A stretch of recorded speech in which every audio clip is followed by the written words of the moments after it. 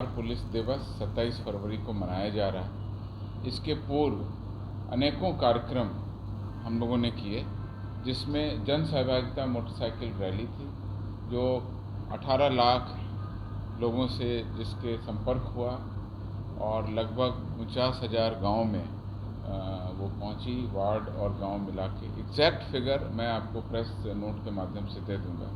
आज जो महत्वपूर्ण तिथि है बिहार पुलिस दिवस की, इस दिन बिहार पुलिस का मैनुअल लागू हुआ था। इसके पहले दूसरा मैनुअल था और ये मैनुअल इस दिन लागू हुआ था, इसलिए इसको हम बिहार पुलिस दिवस के रूप में मनाते हैं। और आज इस अवसर पर हम लोगों ने प्रत्येक पुलिसकर्मी से अपील की है कि प्रत्येक जिले में स्वैच्छिक रक्तदान करें, और इस अभियान का नाम जन सेवा में रक्तदान रखा गया है। इस पूरे बिहार पुलिस दिवस की थीम थी जन जन की ओर बढ़ते कदम, और उसी के अंतर्गत तमाम कार्यक्रम जो आयोजित हुए आपने देखा, जिसमें कि जन सहभागिता मोटरसाइकिल रैली और उसके अलावा 3 जन उपयोगी कार्यक्रम जिसका कि उद्घाटन माननीय मुख्यमंत्री जी के कमलों के द्वारा कल किया गया, जिसमें महिला हेल्प डेस्क और सोशल मीडिया सेंटर और नई वेबसाइट, ये सभी जनता से जुड़ने का माध्यम था। और उसी क्रम में जन सेवा में रक्तदान कार्यक्रम आयोजित किया जा रहा है। ये सुबह 9 बजे से संध्या 5 बजे तक आयोजित किया गया है। बिहार पुलिस मुख्यालय पटेल भवन में भी इस कार्यक्रम को आयोजित किया जा रहा है। शुरू से ही काफ़ी इच्छुक पदाधिकारी और कर्मी के द्वारा स्वेच्छा से रक्तदान किया जा रहा है। मैं आपको बता दूं, इसका लाइव प्रसारण टिकर जो सूचना है वो हमारे फेसबुक पेज पर चल रही है, और अभी तक की सूचना है कि 1456 यूनिट ब्लड हम लोगों ने डोनेट किया है। लगभग 3000 पूरे राज्य की कैपेसिटी, पूरे राज्य में ब्लड लेने की कैपेसिटी 3000 है, उसमें 1456 हमने अभी तक डोनेट कर दिया है। हम लोगों को आशा और उम्मीद है कि पूरे राज्य में जितने ब्लड बैंक की कैपेसिटी है वह आज पुलिसकर्मियों के स्वैच्छिक रक्तदान से भर दी जाएगी, और पूरी कैपेसिटी में हम अपना रक्तदान देंगे। जन सेवा में पुलिसकर्मियों का रक्तदान एक ऐतिहासिक क्षण है, और सभी पुलिसकर्मी स्वेच्छा से इसको उत्साह के साथ डोनेट कर रहे हैं। आप सभी मीडिया बंधुओं से अनुरोध है कि प्रथम ग्राउंड तल पर जो ये हो रहा है रक्तदान, उसको आप लाइव कवर भी कर सकते हैं। इसके कारण हम लोगों को बहुत अच्छी उपलब्धि मिली है।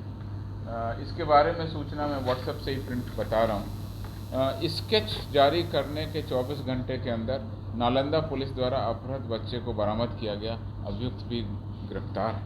यह बिंद थाना की घटना है, और इसमें एक छोटा सा बच्चा था 5 महीने का।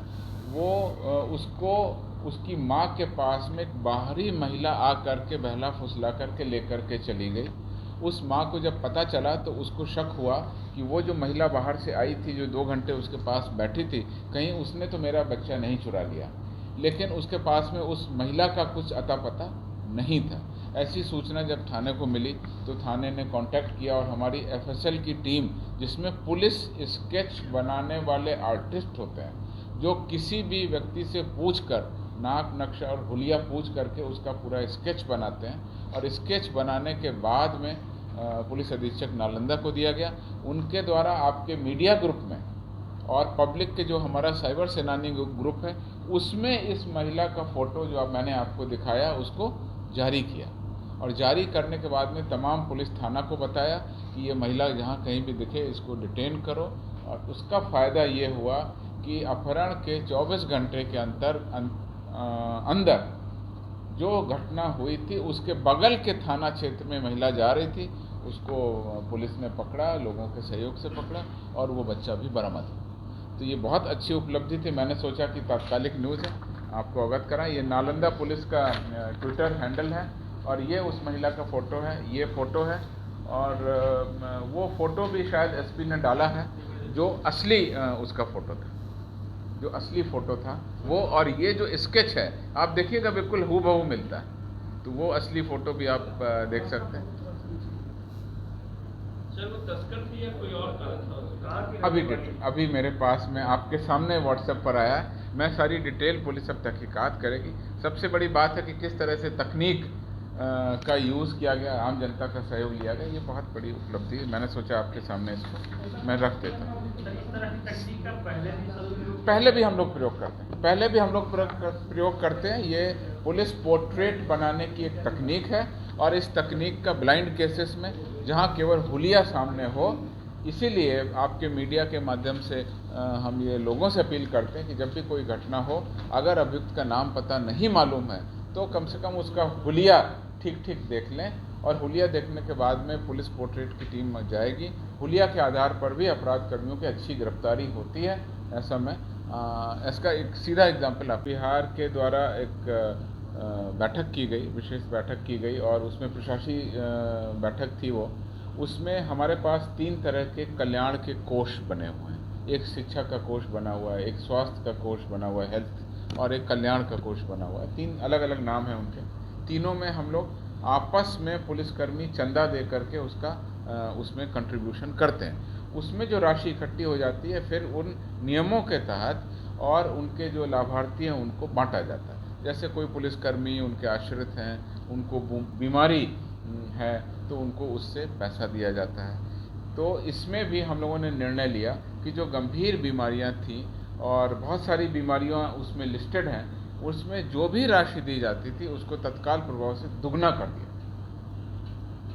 कर दिया गया। मतलब जो राशि 70,000 मिलती थी अगर किसी बीमारी में उनके इलाज वगैरह के लिए, और तो उसको 1,40,000 कर दिया। सरकारी पदाधिकारियों के बीमार होने पर उनकी मेडिकल प्रतिपूर्ति सरकार के स्तर से होती है, लेकिन कई बार उसमें बहुत सारे ऐसे खर्चे होते हैं जिसकी प्रतिपूर्ति नियमों के आलोक में संभव नहीं होती है, और बहुत सारे और भी खर्चे होते हैं। तो इसलिए उस राशि को हमने डबल कर दिया है। जैसे कि मैं आपको बता दूं, कैंसर रोग के लिए 50,000 था, वो बढ़ा के 1,00,000 रुपये कर दिया। ओपन हार्ट सर्जरी के लिए भी 50,000 रुपये से बढ़ा करके 1,00,000 रुपये राशि। किडनी ट्रांसप्लांट किसी का हो रहा है तो किडनी ट्रांसप्लांट के लिए 50,000 रुपये से बढ़ाकर 1,00,000 रुपये, और ब्रेन का कोई ऑपरेशन है, कोई सर्जरी है, उसके लिए भी 50,000 से बढ़ाकर 1,00,000 रुपये का भुगतान करने का निर्णय हम लोगों ने ले लिया। सभी की राशि दुगनी कर दी गई। इस कोष में 43 तरह के 43 डिजीज़ हैं, बीमारी हैं, ऑपरेशन हैं, जिसके लिए हम लोग पैसा देते हैं, तो उस राशि को हमने डबल कर दिया। एक दूसरा महत्वपूर्ण निर्णय ये हुआ, बिहार पुलिस शिक्षा कोष जो है, जो पढ़ाई से संबंधित है, पुलिस पदाधिकारी कर्मियों के आश्रित जो हैं वो शिक्षा के लिए विभिन्न पाठ्यक्रमों में हिस्सा लेते हैं, और वो आजकल की पढ़ाई महंगी है, तो महंगी पढ़ाई को छोटी सी राशि हम लोग देते हैं जिससे कम से कम उनको कुछ सहायता हो जाए, और पुलिसकर्मी के बच्चे कम से कम पैसे के अभाव में शिक्षा पूरी ना कर सकें, ऐसा ना। हम चाहते हैं कि पैसे का अभाव नहीं हो। इस राशि को भी हमने डबल कर दिया। फॉर एग्ज़ाम्पल, ग्रेजुएशन प्रोग्राम के लिए 3,600 से बढ़ा के 7,200 रुपये, MBA के लिए 20,000 से बढ़ा के 40,000 रुपये, BTech के लिए भी 20,000 से बढ़ा के 40,000 रुपये, और IIT में अगर कोई बच्चा जाता है तो 24,000 से बढ़ा के 48,000 रुपये हम उसको भुगतान करेंगे। और इसी तरह से और भी बहुत सारे निर्णय थे। प्रेस नोट के माध्यम से मैं आपको अवगत करा दूं, और ये भी बताऊं कि बिहार पुलिस दिवस के अवसर पर हम लोग जनता की ओर बढ़ रहे हैं। जन जन की ओर बढ़ते कदम हमारा पूरा एक थीम रहा है। हम लोग जनता से जुड़े, जनता के लिए बहुत सारे काम किए। आज हम लोग ब्लड डोनेशन कर रहे हैं आम जनता के लिए। वहीं अपने जो पुलिसकर्मी हैं उनका मनोबल, उत्साह बढ़ाए रखने के लिए हम लोगों ने ये जो कार्यक्रम किया है, ये इसकी भी बहुत सराहना हो रही है, और आगे आने वाले दिनों में भी हम लोग बहुत सारे कदम उठाएंगे। Thank you. उसको IGIMS पटना के ब्लड बैंक और model blood bank Jayaprabha hospital Patna में जमा किया जाएगा। रक्तदान करने वाले सभी पुलिसकर्मियों तथा पदाधिकारियों को इसमें एक सुविधा दी गई है। उनका एक परमानेंट स्मार्ट कार्ड बनाया जाएगा, डोनर कार्ड, जिसमें लिखा रहेगा कि इन्होंने ऐसा ब्लड इस समय डोनेट किया। रक्तदान करने वाले पुलिस पदाधिकारी कर्मी के पूरे परिवार को या किसी भी जानने वाले रिश्तेदार को कभी भी ब्लड की आवश्यकता पड़ेगी तो वो स्मार्ट डोनर कार्ड दिखा करके अपना रक्त ले सकते हैं। इसकी वैलिडिटी 6 महीने की होगी और ये निःशुल्क सेवा होगी। कार्ड धारक अगर 3 महीने के बाद पुनः रक्तदान करते हैं दोबारा तो इमरजेंसी में रक्त लेने की सीमा फर्दर 6 महीने बढ़ा दी जाएगी। तो इस प्रकार से सभी पुलिसकर्मियों के लिए एक सुविधा भी है कि आज वो ब्लड डोनेट कर रहे हैं तो उनके परिवार को जब भी ज़रूरत होगी तो 6 महीने के लिए स्मार्ट डोनर कार्ड भी हम बना रहे हैं। और यह बाकी पब्लिक के लिए भी ये सुविधा उपलब्ध है, जैसा कि स्वास्थ्य विभाग के पदाधिकारियों ने मेरे द्वारा बताया। तो आप इसको लाइव कवर करें कृपया। तो इस घटना का जांच करने का निर्देश दिया है। इस तरह की सूचना मिली है कि उसके विस्फोट हो जाने के कारण में इंजरी हुई है और इसकी पूरी जांच गया आईजी कर रहे हैं। सर, एक भोजपुरी लोक गायक प्रमोद प्रेमी है जो चिराग पासवान आई भी है इस मामले में। देखिए, आपने कोई पर्टिकुलर आदमी और पर्टिकुलर गाने की बात की, वो सूचना मेरे पास में नहीं है। हमने पहले ही निर्देश दिया कि इस तरह का कोई भी सूचना मिलेगी हम लोग वैधानिक कार्रवाई करेंगे और इस तरह के मामलों में कार्रवाई भी हुई।